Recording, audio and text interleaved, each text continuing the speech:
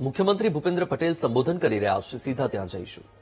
હવે જે થશે એ ન્યાયિક થશે, આ બંને બાજુ છે, પણ આપણે એનો સદુપયોગ કરવો જ રહ્યો કે ભાઈ સમાજ જીવનમાં તમારા માટેનું તમે જે દાયિત્વ નિભાવી રહ્યા છો એ દાયિત્વ હર પળ તમારી સામે સમાજ જીવન સાથે તમે છોડી નથી શકવાના, સમાજ જીવન સાથે જોડાયેલા જ રહેવાના છો અને એ જ તમારી આગળ કામ કરવા માટે હંમેશા પ્રેરણા આપતું રહેવાનું.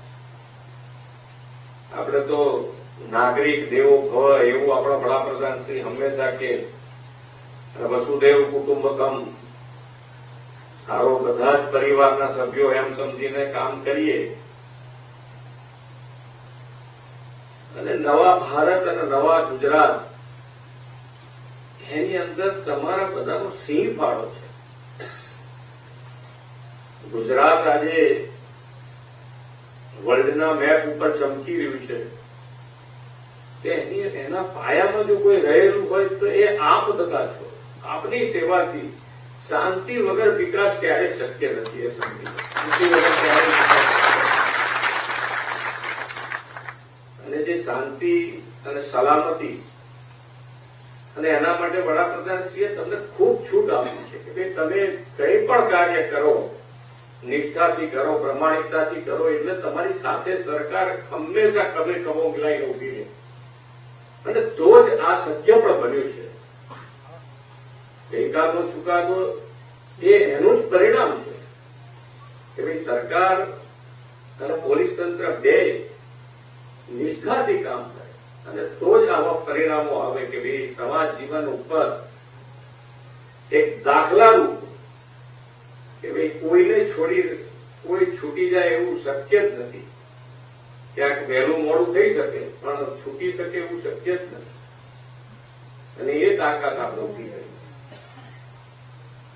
અને તો જ પોલીસ તંત્ર અને પોલીસ તંત્રનું કાર્ય હંમેશા કીધું કે ભાઈ એક પોલીસ તંત્રમાં એક ઉદાહરણરૂપ એવું આવે તો આખા બધાય નહીં. એમ હમણાં કીધું છે એમ જોઈએ કે ભાઈ હવે છોકરાઓને લઈને જતા હોય તો આખા ડિપાર્ટમેન્ટને હાઈટ મળી જાય. એક જણે કામ કર્યું કે બે જણે કામ કર્યું પણ આખા ડિપાર્ટમેન્ટને એની ક્રેડિટ મળી. અને એવું ને એવું વિપરીત બે જણા એવા હોય કે જે બોલવામાં અને મોબાઈલમાં એટલા વ્યસ્ત હોય કે સામે અહીં કોણ ઉભું છે કોણ નથી ઉભું, જવાબો આપવાના ના આપવાના કે ઉધા થઈ બધાનું ટેમ્પરામેન્ટ આપલા.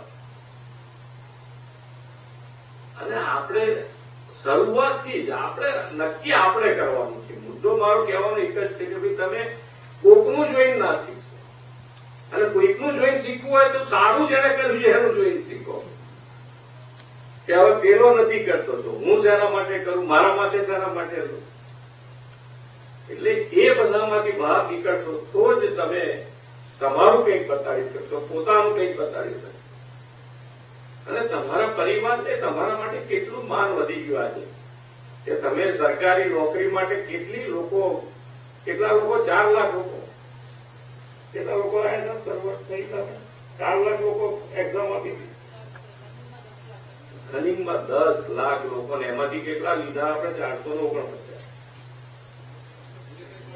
બધું ભેગું. ના આ લોકોમાં કેટલા જવાય 2.5 લાખ લોકોમાંથી તમે 449 લીધા. વિચારો તમે. એટલે તમારી વેલ્યુ કેટલી છે, કેટલી હાઈટ તમે છો એ બધું તમારે નક્કી કરો. બાકી તો બધા એની અંદર પ્રયત્ન કરે અને ગોતુબેને જે કામ કર્યું છે એને આપણે તાળીઓથી બિરદાવીએ. એટલા માટે બિરદાવવું જોઈએ કે જેનો નંબર નથી લાગ્યો એ પણ એમનું કામ બિરદાવી શકે. કેમ કે કોઈની લાગવત નહીં, પારદર્શિતાથી આખું ભરતી કરી તો જ બધાને એમ થાય કે ભાઈ ના મારો નંબર ક્યારે લાગે. ઓળખાણો ના ઓળખાણો બધા ઘણા કહે કે આની ઓળખાણથી થઈ ગયું ના થઈ ગયું ને અમારા સરકારમાં ઘણી વખત એવું આવે શું કે ખબર છે કે પેલા એ તો એની મેતે કંઈક કર્યું તો એનું કામ થઈ ગયું હવે આપણું કામ ના થાય આપણે કાર્યકર્તા આપણે એને કહીએ કે ભાઈ તું ઉદાહરણ નહીં તું આખો કેસ લઈને મને નામ સાથે આપ